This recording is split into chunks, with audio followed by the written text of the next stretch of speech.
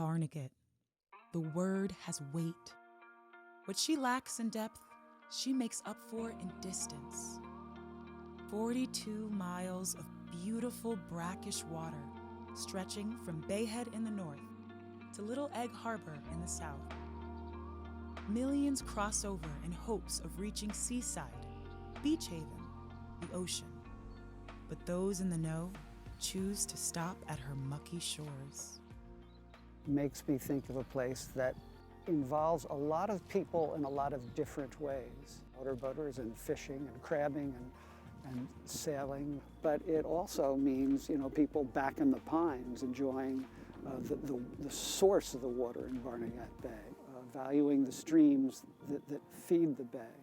The bay is a sort of a report card on what's going on the land around it.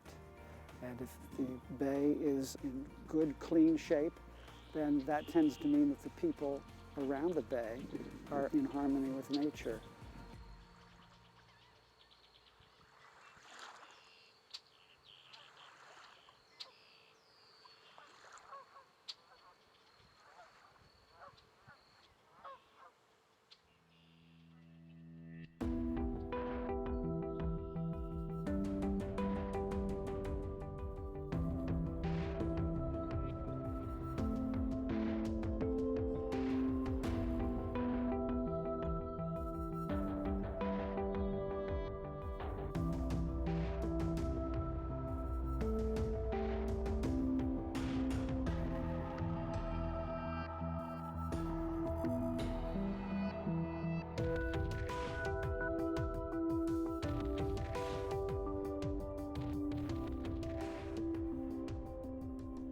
The effort to save the bay really started, in 1971. At the kitchen table was a group of neighbors from Manahawkin and Bricktown looking to save some wetlands from an overdevelopment project. As Ocean County and the whole shore area started to get developed, that kind of changed, and the pressures were, around the coastal edges, all these marshes, trying to protect land and open natural space. In the 40s and 50s, the wetlands were marketed. They were dug out. It wasn't just the barrier islands or the peninsulas, but it was also now you could have a vacation home for $1,000 and you could, Didn't it come with a subscription? Yeah. If you got like a subscription to something, you got like a piece of land.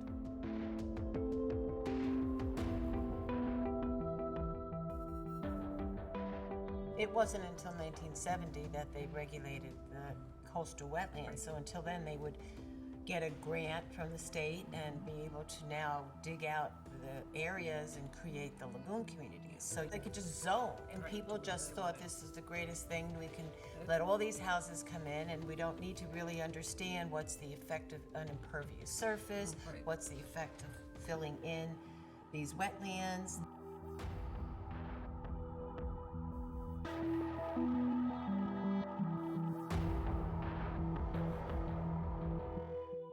In the last 40 years, population of Ocean County went from 180,000 people to 600,000 people. In fact, at one point during those 40 years, it was the fastest growing region in the country. The development pressures, that population growth, largely happened in the north. You come down the Parkway, and so the first northern portion got all the pressure. Now we see that development pressure heading south. It's really putting pressure on places like Lacey and Barnegat and Manahawkin all the way down the bay.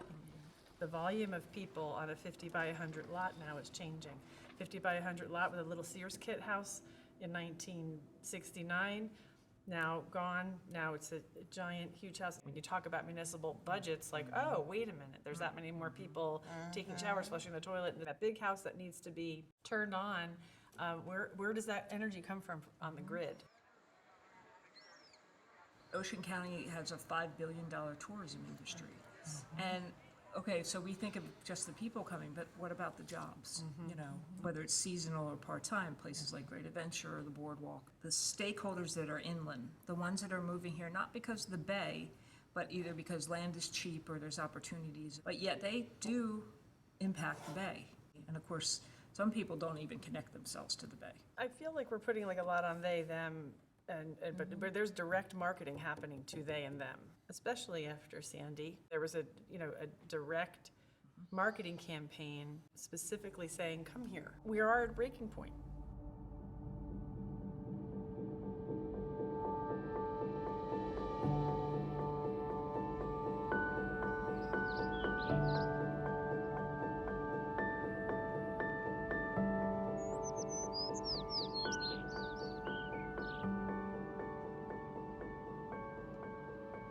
All this fresh water is feeding the bay from the west side, and all of this ocean water is feeding the bay from the right side. And in the middle, you get this beautiful mix of salt and fresh water that is what we call brackish water, and that is our estuary. That is the breeding ground and the habitat and the culmination of eastern seaboard of migrating birds and fish that come up and down. And so our estuary is exceptionally important to our ocean ecosystem and our quality of life here. Now encompassed in hard surfaces. The pressures of development have just resulted in such enormous changes to the bay. People have bulkheads, and it's like becoming like a big bathtub. Yes. And so the natural edge, I think, is really critical to maintaining water quality, maintaining the ability of wildlife to access the shoreline. And we're also, because it's a lagoonal estuary, meaning it's shallow water and it's fed by small lagoons. And because that our tidal flux, meaning how the tide goes up and down, is minimal, but it also impacts how the water turns over in the bay. So that further adds to the complexities of the problems that we're facing in the bay.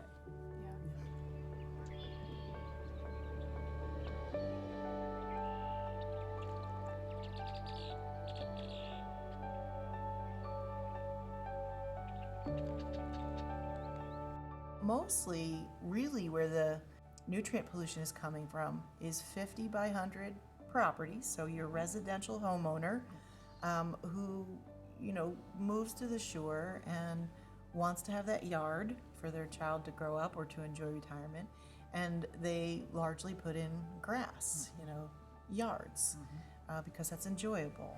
And then they use fertilizers. At this point, we worked on land conservation, we turned around and looked at nutrient pollution, we've written a fertilizer law, it's the strongest in the nation, but it still comes back to education, awareness and engagement and behavior change, and trying to figure out how we can live, with this fragile resource. It all falls apart with enforcement. You can have every law and you don't enforce them. Yeah.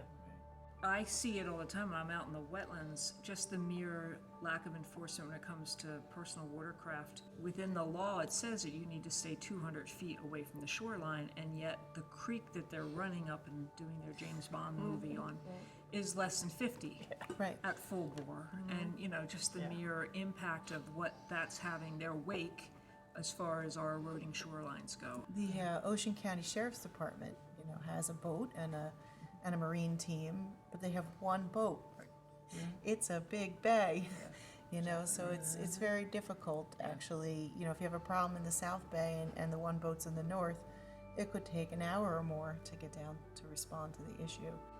You look at U.S. Fish and Wildlife, I think they have one enforcement person for the entire refuge. For 48,000 acres. Oh my God. In some of the more recent studies about how the bay is doing, we certainly see the decline in the north, but we're starting to see a decline in the southern parts of the bay too now.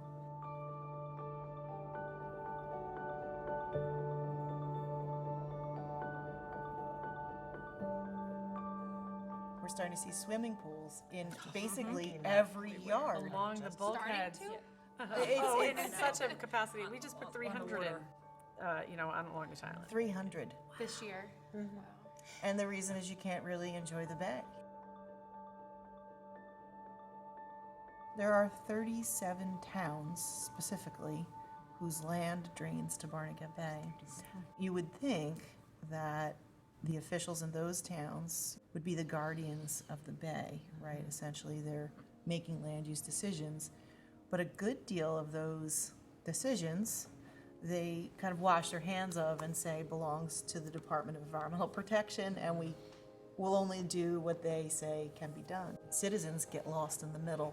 The DEP is just a dysfunctional agency driven more by politics and influence than by the environment. They have an enormous regulatory scheme, piles of requirements and permits, and yet the department does not impose the same requirements. It depends who represents the developer and who the developer is and what senator is advocating their cause.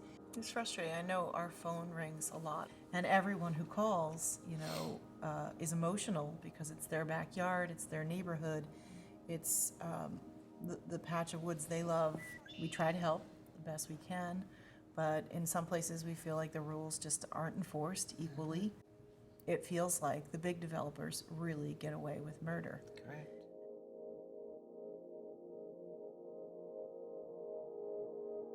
Climate change, I think, is the biggest issue that's facing not just the Bay, but all of us in the Mid-Atlantic. It's happening much quicker than in other parts of the country. We're going to lose our coastal wetlands. They're just barely keeping pace to begin with. There's a lot of difficult decisions that are going to have to be made just from sea level rise, and that doesn't include all of the other impacts. Higher temperatures, what is that doing to the water in the bay? The creatures that are in the bay. Wetlands, besides being able to clean water, that's the habitat. That's the habitat for all the critters. It's a nursery. It's really important. People come down here to duck hunt, to kayak, to fish, and you start losing them, then what happens? Right. When people put that 200-foot dock out there and they put their boat, if they don't have a wetland anywhere nearby, that when that storm surge comes across the bay, you gotta. That's the way you got to connect people. You got to say, all right, if you're not a duck hunter, you don't really get the whole, shellfish thing. Making them understand some value of a relationship to the things in the bay. Precipitation is going to increase with climate change. Absolutely. So you're talking about higher water levels in places where people at first didn't anticipate, I'm not on waterfront property, right? Like just that kind of bringing it back, I'm not even on the waterfront and I'm still going to be impacted by all these changes. And what's so fascinating is that Sandy hit, Yes. the shore was devastated, Game changer. and they're building it up even more than they had before. That's right.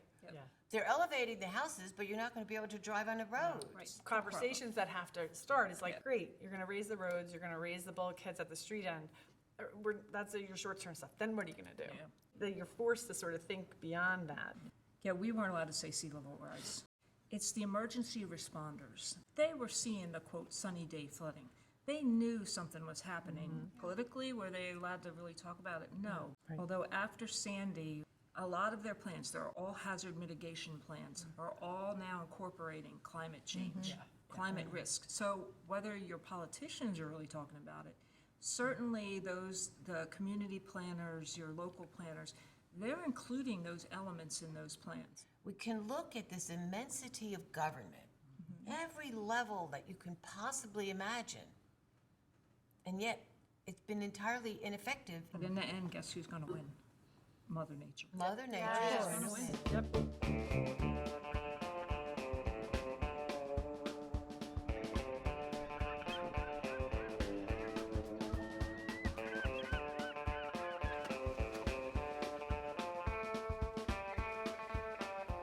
One of the things that we confront is the idea that we really live in two towns and any short town. You live in a year-round town and you live in the summer town. My little town is 2,000 people. In the summer, it's 40,000. Wow. It would be really great if their minds were not on vacation. It's true. People come and they're like oblivious to the fact that there's an environment. And that's the key. How do we connect them to the space and understanding that it will hit our wallets, our quality of life, and all of our interests here if we don't, change our behaviors. I think one of the other things is just observation. We have to really open our eyes and see things for what they are. If you ask someone if they know the spots in their town or their neighborhood that flood, they pretty well do. They know which street, which corner. They know exactly where the flooding happens because they avoid that. The guy down the end of the road who's got the overgrown yard. He understands that actually all the vegetation is yard is habitat, or perhaps food for a particular migrating bird or butterfly or something like that. Or the roots are anchoring The roots what are- we are all underneath our feet is sand. Yeah. And to take all those roots out, a 50-year-old root system of a scraggly old whatever tree that's been there, those roots are anchoring the sand that we live on. We are living on shifting sands, on a sandbar. I'm afraid the changing conditions, the natural conditions in the Bay are starting to accelerate. So I feel like if we don't, when I say we, the collective we, the municipalities, the residents, if we don't start moving forward by the time we start to get things going, it's going to be too late. I think of a tour I took of Pinelands many years ago, and I learned that in the colonial days, all the trees were gone. They were used for glass and water and charcoal and all other kinds of products that they supplied all the way along the East Coast. And it's bad.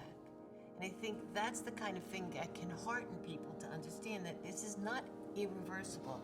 Yeah, I've thought a lot about the legacies, how the Bay came to be and the culture that was here originally. And it's my fear that if we lose that history, those cultural things like Barnegat Light and some of these fishing things, because of the way that we're developing things, that in the end we just end up with this homogeneous area and we lose a part of ourselves when we lose that. I think one of the things Barnegat Bay has been known for, there was a big Atlantic flyway, and the duck hunting was a rich part of our cultural history here. And the sailboats, the magnificent sailboats that, catboats on the bay. That was one of the defining, reasons that people were here. How many years ago? They were here for the Bay. They came here for the resources from the Bay. We had this culture. There was oyster reefs everywhere. There were wild oysters everywhere, and then there wasn't. And now we have a resurgence in a new way. 50 years ago, when we saw the decline in all of those species in our bay, the Bay was calling for help. We helped it. We all did collectively, and we all know the vicious cycle. It's a citizen's obligation to act locally and think on a statewide and a regional basis as well, and get involved. I think there's a lot of conversations that are moving in the right direction in regards to climate change and being more sustainable, and so that we understand it's not just the environmental piece, it's actually the health of the people and the health of the economy that tie all into that. We're not at war of environment and economy. That is so over. Yep. You cannot have a solid local economy without a solid local environment and without solid local communities and people. Buying local food and investing locally, and not just always stopping at Costco every time you're on your way over the bridge to come to the island.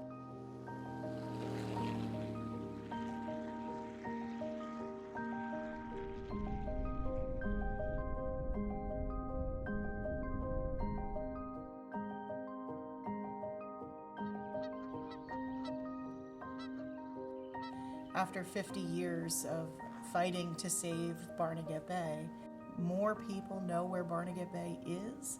They know the troubles that it faces. They are enjoying it. More people enjoy it regularly. So that's a fundamental awareness shift, right? And government is necessarily slow. It moves slowly, it plods along, it looks for facts and money. But at this point, we really need to do more and do it more quickly.